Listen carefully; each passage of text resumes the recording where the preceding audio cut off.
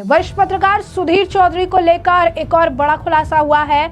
आपको बता दें कि कई सारे उन्होंने पोस्ट किए थे। हाल ही फिलहाल में उनके जो पोस्ट थे, इनसे ये अंदाजा लगाया जा रहा था कि वो एक नए स्टार्टअप के साथ सामने आने वाले हैं। उसके लिए बकायदा उन्होंने हायरिंग भी शुरू कर दी है। लेकिन अब सुधीर चौधरी ने बताया है कि वो एक नए शो के साथ आएंगे। जी हाँ, बिल्कुल सही सुना आपने। सुधीर चौधरी ने अपने ही एक चाहने वाले के पोस्ट पर रिएक्ट करते हुए लिखा है कि आपका बहुत शुक्रिया, हम जल्द एक नए शो के साथ आपके सामने हाजिर होंगे। दरअसल अर्पिता शैव्या करके एक अकाउंट है जिसने ब्लैक एंड व्हाइट शो को टैग करते हुए सुधीर चौधरी की तस्वीर के साथ एक पोस्ट लिखा और यह बताया कि कैसे वो इस शो को और शो के होस्ट सुधीर चौधरी को मिस कर रही हैं। वो लिख रही हैं कि दूसरों के बारे में तो मुझे पता नहीं, बट सुधीर चौधरी जी की बड़ी याद आ रही है। आपका शो हमेशा एक ऐसा शो रहा है जिसे हम सुनना पसंद करते थे, देखना पसंद करते थे, लेकिन आपने इतना बड़ा ब्रेक आखिर क्यों ले लिया है? आप जल्द ही वापस आइए। इसी का जवाब सुधीर चौधरी ने लिखा है कि आप सभी का बहुत शुक्रिया और आप सभी के साथ जल्द मुलाकात होगी एक नए शो के साथ। बता दें, कल ही उन्होंने अपने एक पोस्ट में स्टार्टअप का जिक्र करते हुए ये कहा था कि उन्होंने हायरिंग शुरू कर दी है और अपने इस डायनामिक टीम को बनाने के लिए अलग अलग पोजीशन पे उन्होंने वैकेंसी भी निकाली हुई थी और अब एक नए शो के साथ उनकी वापसी की बात निकलकर सामने आ रही है। अभी भी लोगों में सस्पेंस बना हुआ है कि क्या अपने न्यू स्टार्टअप में नए शो के साथ वो आ रहे हैं, नए चैनल को ज्वाइन कर रहे हैं, क्या डीडी को ज्वाइन करने वाली उनकी खबर सही है, क्या 15 करोड़ के पैकेज के साथ वो सबसे ज्यादा महंगे पत्रकारों के नाम में शुमार हो जाएंगे। तो तमाम तरीके की अटकलें हैं और जब तक वो ऑन एयर आते नहीं है तब तक इन अटकलों पर विराम भी नहीं लगने वाला है। इस बीच सुधीर चौधरी का एक ऐसा वीडियो भी सामने आया है जो रवीश कुमार और राजदीप सरदेसाई जैसे पत्रकारों के होश उड़ा देने वाला है और इस वीडियो को देखने के बाद कई सारे एजेंडा और प्रोपागेंडाधारी लोगों को बड़ी मिर्ची लग रही है। क्यों? क्योंकि सुधीर चौधरी असलियत बता रहे हैं, सुधीर चौधरी बदलाव बता रहे हैं, सुधीर चौधरी आंख लोगों का खोलने का काम कर रही हैं, जिनकी आंखों पर अभी भी ये पट्टी है और वो पूछते हैं कि मोदी सरकार ने आखिर क्या काम किया है।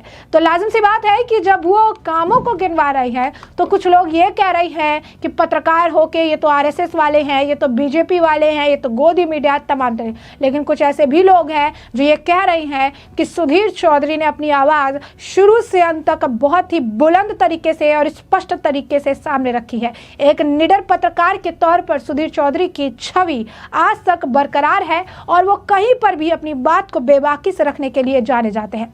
दरअसल एक इवेंट चल रहा था और इस दौरान एक 5 स्टार होटल में फैंसी डिनर में और वहां पर डिस्कशन हो रहा था कि क्या बदलाव इन 5 सालों में आए। सुधीर चौधरी ने बोलने की शुरुआत की और कहा कि पहला बदलाव तो यही है कि हम 5 स्टार होटल में फैंसी लंच के वक्त हिंदी में बात कर रहे हैं। आने वाले समय में ऐसे कई सारे इवेंट्स आपको देखने के लिए मिलेंगे कि ऐसा ही फैंसी लंच हो रहा होगा, ऐसा ही 5 स्टार होटल होगा और इंग्लिश की जगह हिंदी भाषा का प्रयोग किया जाएगा। उसके बाद कहते हैं कि बात करें अगर 5 साल में हुए डेवलपमेंट की, तो आज से पहले जो हिंदू थे वो बहुत स्लो चल रहे थे। उन्होंने कहा कि अगर मैं लेन की बात करूं तो हिंदू का जो लेन था, हिंदुत्व का जो लेन था, वो सबसे स्लो चलता था। क्यों? क्योंकि उन्हें यह कहा जाता था कि तुम बहुसंख्यक हो, आराम से धीरे धीरे स्लो चलो ताकि अल्पसंख्यक को कहीं चोट ना लग जाए। उन्होंने कहा कि जब पैसे काटे जाते थे, टोल लिया जाता था, तब भी इनसे टोल ज्यादा लिया जाता था, लेकिन यह कहा जाता था कि फिर भी तुम चुप रहो। क्यों? क्योंकि तुम्हारे कहने से कहीं अल्पसंख्यकों को कोई तकलीफ तो नहीं हो जाएगी, जिसकी वजह से लंबे वक्त तक बहुसंख्यकों के अंदर एक गुस्सा जमा हुआ था जो अब बाहर आया है। हम अब जब बात करते हैं मोदी 3.0 की, तो हमें आरएसएस 2.0 की भी बात करनी चाहिए। लोग कह रहे हैं कि आरएसएस का एजेंडा, संघ का एजेंडा पूरा हो चुका है, तो अब क्या? तो अब उनका एजेंडा अगर पूरा हो चुका है तो अब लोगों को वो जागरूक करेंगे। बात करें राम मंदिर की, तो हमारे लिए राम मंदिर 1983 के उस वर्ल्ड कप जैसा था जिसकी वजह से आत्मविश्वास और बढ़ा है। हम अंडरडॉग्स थे, लेकिन जब वर्ल्ड कप जीता तो विश्वास बढ़ा और इसी ट्रॉफी की तरह ही हमारे लिए राम मंदिर भी है, जिसके बाद हमारे अंदर आत्मविश्वास और बढ़ा है। उन्होंने कहा कि आरएसएस और बीजेपी का रिश्ता अब क्या होगा, ये भी जान लेते हैं। अगले 5 साल में बीजेपी की जो जमीनी मजबूती मिलती है वो आरएसएस की वजह से मिलती है। अगर आरएसएस हट गया तो बीजेपी का हाल भी कांग्रेस या अन्य पार्टियों जैसा हो जाएगा। और अगर आरएसएस और जागरूक हुआ और 100 करोड़ हिंदुओं को एक साथ ला पाया तो बीजेपी को हराना मुश्किल या यूं कहिए नामुमकिन होगा।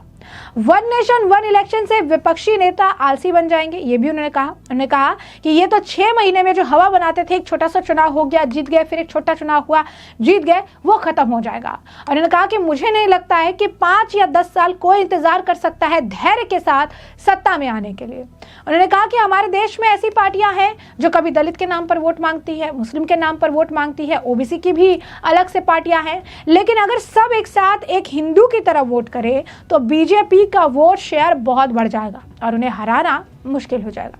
उन्होंने कहा कि आज इतना बड़ा बदलाव है कि लोग भजन सुनते हैं, वो हिट होती है। फिल्मों में बड़ा बदलाव हुआ है, अब 370 बक्सर जैसी फिल्में बनती है, केरला और कश्मीर पर फिल्म देखने को मिलती है और सबसे बड़ी बात है कि वो अच्छा भी कर रही है, अच्छा बिजनेस भी कर रही है।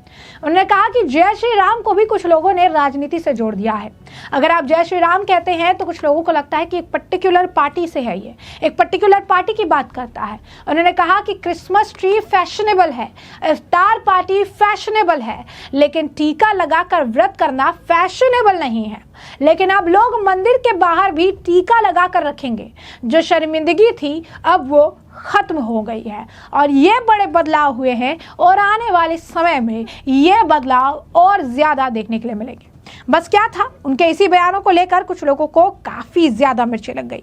लोगों ने ये कहने शुरू कर दिया कि भाई पत्रकार हैं, लेकिन ऐसे लग रहा है जैसे बीजेपी और आरएसएस की बात कर रहे हैं, ऐसा लग रहा है कोई बीजेपी और आरएसएस वाला है, क्या पत्रकार इस तरीके से बात कर सकते हैं? जिसके बाद कमेंट सेक्शन में भी लोग हैं जिन्होंने इसे लेकर सुधीर चौधरी को डिफेंड किया। उन्होंने कहा कि जब ऑपोजिशन अपने मन की बात कह सकता है, राजदीप सरदेसाई और तमाम जैसे पत्रकार अपने मन की बात कर सकते हैं, तो अपनी कम्युनिटी के लिए सुधीर चौधरी आखिर क्यों बात नहीं कर सकते हैं?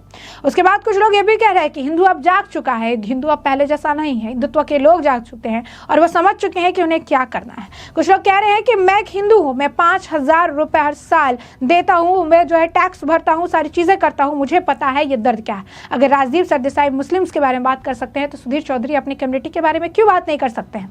कुछ लोग ये कह रहे हैं कि अगर हिंदुओं के बारे में बात की जाए तो वो ब्लॉट है, लेकिन जब आप राणा, अरफा और अदर जो लोग हैं जब वो लोग बात करते हैं तो उनसे कोई क्यों नहीं सवाल पूछता है? अब अपना लीगल प्लेइंग फील्ड जो है सबके लिए बराबर होना चाहिए, हर किसी को अपनी बात कहने की जो है आज़ादी है। कुछ लोग ये कह रहे हैं कि अर्नव के बाद सुधीर चौधरी ऐसे पत्रकार हैं जो कि बेबाकी से अपनी बात रखते हैं और जिनकी टीआरपी सबसे ज़्यादा हाई है, और ये बात किसी लोगों को और कई लोगों को जो है हजम नहीं होती है। कुछ लोग ये लिख रहे हैं कि किस तरीके से मोदी सरकार के अंदर एक बड़ा बदलाव 5 सालों में हुआ है, इसे सुधीर चौधरी ने बहुत ही बढ़िया तरीके से एक्सप्लेन किया है। और ये शाबाशी देने वाली बात है कि जो लोग कई सारी चीज़ों को लेकर डिनाइल मूड पे हैं, वही सुधीर चौधरी जैसे वरिष्ठ पत्रकार मोदी सरकार के काम को लोगों के सामने रख रहे हैं और बता रहे हैं कि 5 सालों में किस तरीके से एक बड़ा डायनामिक बदलाव जो है वो देखने के लिए मिला है देश और दुनिया में, भारत की छवि को लेकर, खुद भारत के अंदर हिंदू और हिंदुत्व की छवि को लेकर। तो ऐसे में हमने आपको जो पूरा मामला है विस्तार से बताया। इस मामले पर अब आपकी जो राय कमेंट सेक्शन में कमेंट करके जरूर से जरूर